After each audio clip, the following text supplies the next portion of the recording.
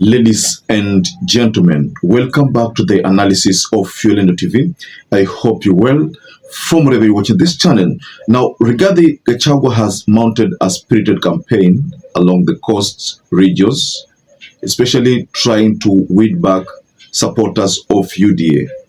Yesterday, I showed a video where Rigathi Gachagua had raided into UDA and snatched Kenga, who is believed to be someone UDA had banked on for the Magarini vote. Now, in Mombasa, there's a picture that has surfaced where Rigathi Gachagua is seen seated with Mohaji Jopevu. Now, there's a common saying that pictures don't lie.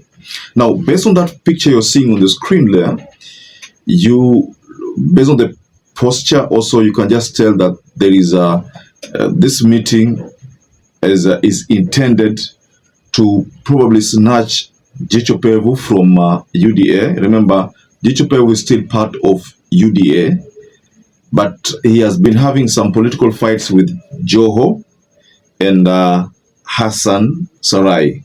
So these are some of the politicians in Coast who don't work with Mohammed Ali, alias Jopevu. Now, this meeting, ladies and gentlemen, based on a tweet that has been posted by Rigathi Gachagua, this is a political meeting.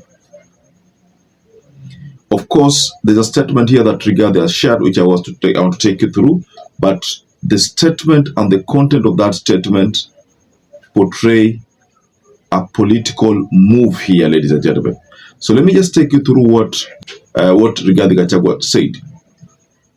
I thank God for healing my great friend, Honorable Muhammad Ali, aka Jopevu, who has struggled with serious knee injury for almost a year after multiple surgeries, denying him the opportunity to effectively serve the people of Nyali constituency.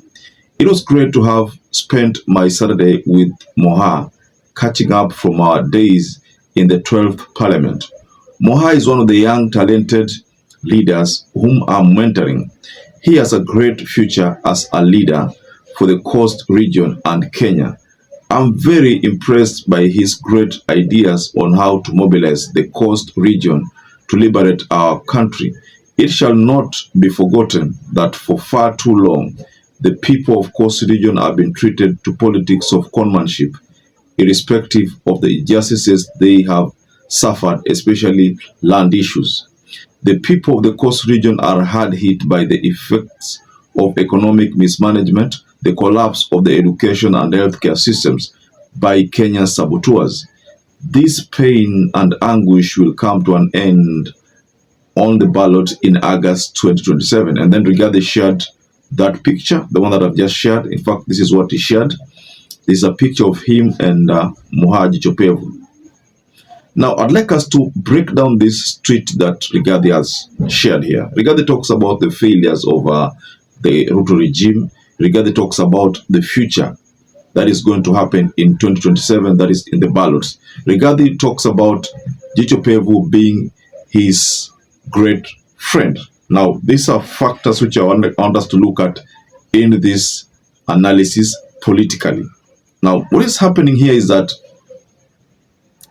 Rigathi has confirmed that him and Muhammad Ali have something. Mimi Muhammad Ali nikiwa nimechaguliwa kama mwanachama wa bunge la kitaifa na hapa kwa jina la Mwenyezi Mungu. Of course, this something is political, the unity. Now, why would Jopevu quickly think of leaving UDA? It's very simple. So, Hassan Sarai is the Secretary General of UDA. That means he's someone very powerful in UDA. Now, Joe joined the RUTO government. So because Joe joined the RUTO government, someone like Muhammad Ali cannot fight Joe anymore because Muhammad Ali is part of RUTO. And Joe, being a part of Raila Amolo Odinga's team, is also partly a part of RUTO. So what is happening here is that Muhammad finds himself as a lone ranger. He can't fight Sarai, he can't fight Joe. Both of them are now one and the same. So even if Joe was to endorse anyone, in as a governor of Mombasa County, it was not going to be Muhammad Ali. Most likely it can be Hassan Sarai. So what is happening here is that Mohamed Jopevu is merely trying to craft his future, his political future, by aligning himself with Rigathi Gachagua, because Rigathi Gachagua is going to come with the DCP, and if Rigathi comes with the DCP, then the person Rigathi might want to bank on is Muhammad Ali, not any other person. So what Rigathi is doing is just raiding UDA, because he knows that UDA is going to collapse completely. In Magarini, he has already snatched someone very, very important, Kenga.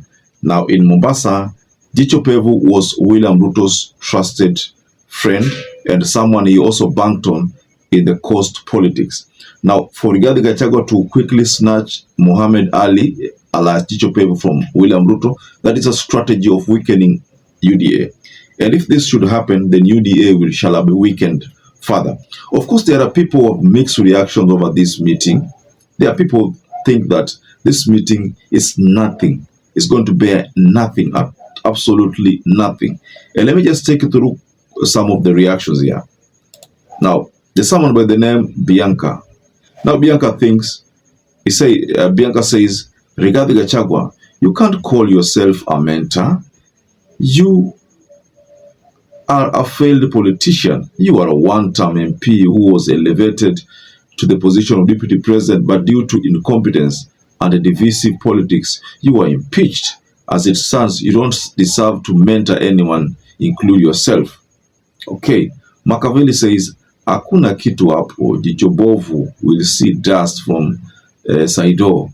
Mr. Dorcas Gacheta will never be an option in Mombasa. Wageni watarudi Isiolo 2027. Okay.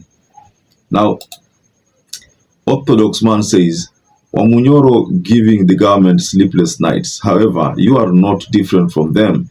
Just a bunch of clones cut from the same cloth with different colors. You sound better because you are outside, not because you resonate with the ordinary citizens. You are a mentor. Just wow. Okay. So, ladies and gentlemen, based on the statement from Rigathi Gachagua, do you think this unity between Rigathi and Jopevu is going to destroy William Ruto's UDA? I think it's going to do exactly that, because Ruto must fill someone in Nyali. So who is that going to be? Jopevu has been a member of parliament. They are served under UDA now and also served as an independent candidate. All the same, all the time he has always won. So Ruto needed him to penetrate in Mombasa. Mwadhani ya gosho. Haya, mimi nimetoka Mombasa, sehemu inaitwa Nyali. Nimekuja hapa na crown ngapi? Moja ni ya mbunge wa Nyali na ya pili ni ya jicho. Wacha tuanze na jicho. Hii karata inapangwa na wadosi 7-6. Sio karata ya kuunganisha Wakenya na maskini. Hii ni karata ya kuzidisha utajiri kwa familia moja ama mbili. Those are the people Ruto picked when he was campaigning here in Mombasa. So, ladies and gentlemen, just go below the comment section and tell us what to think about this meeting between the two. Perhaps if you're watching this video and have not subscribed, take 1 second and subscribe, like this video. Until you catch up again, stay safe and stay blessed.